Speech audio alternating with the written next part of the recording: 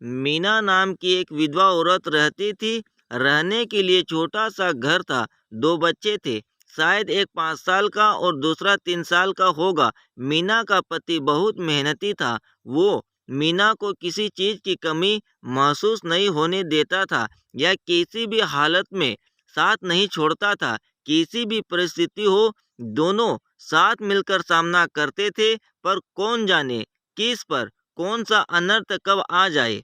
मीना के जीवन में ऐसी घटना घटी कि उसकी घटना ने मीना के पति को मीना से छीन लिया।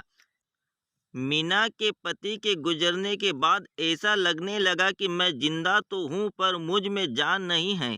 परिवार चलाने के लिए अब मैं लेकर जहाँ काम मिलता वहीं जाया करती थी और दिन भर मेहनत करके जो भी मजदूरी मिलती उससे अपने और अपने बच्चों के पेट भरती थी। ऐसा ही समय बीतता गया और चलता रहा। लेकिन एक दिन मीना को शरीर में थोड़ी कमजोरी महसूस होने लगी। फिर भी वह काम पर गई। ऐसे ही 2-3 दिन मीना काम पर जाती रही, लेकिन उसकी शरीर की कमजोरी कुछ ठीक नहीं हो रही थी, बल्कि और बढ़ती जा रही थी। ऐसे में काम पर जाना मीना के लिए कठिन हो गया। 10 मीना बहुत चिंतित रहने लगी। अगर काम पर नहीं गई तो मेरे बच्चे भूखे मर जाएंगे। उसी चिंता ने मीना को और कमजोर कर दिया, इतनी कमजोर कि उठने बैठने के लिए लकड़ी का सहारा लेना पड़ता था। इसी कारण उसके बच्चे भूखे मर रहे थे। खाने को कुछ न मिलने के कारण वह लकड़ी की सहायता से आज यहाँ से कुछ मांगा तो अगले दिन दूसरी ओर से कुछ मांग के अपने बच्चों को खिलाती, पर खुद भूखी सो जाती थी।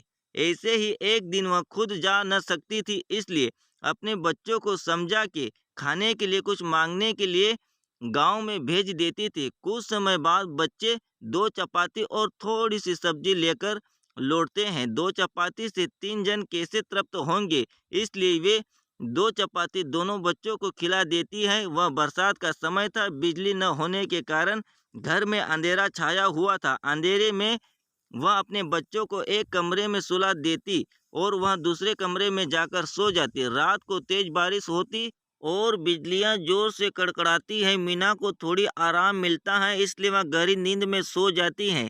थोड़ी देर बाद वह सपना देखती है, एकदम तंदुरुस्त हो गई।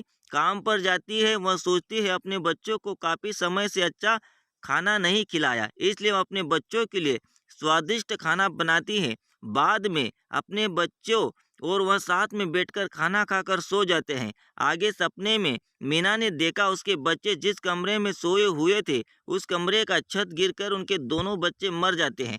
सपने में से मीना एकदम उठकर खड़ी हो जाती है, जान में जान आ जाती है और अंधेरे में ही अपने बच्चों के कमरे की ओर चल पड़ती है। कमरे में जाकर अपने बच्चों को देखकर मीना चैन की सांस लेती है। उसी समय मीना को शरीर में ज्यादा कमजोरी महसूस होती है, जिससे वह नीचे गिर जाती है और फिर वहां से उठ ही नहीं पाती है। चैन की सांस मीना की सांस ले लेती हैं।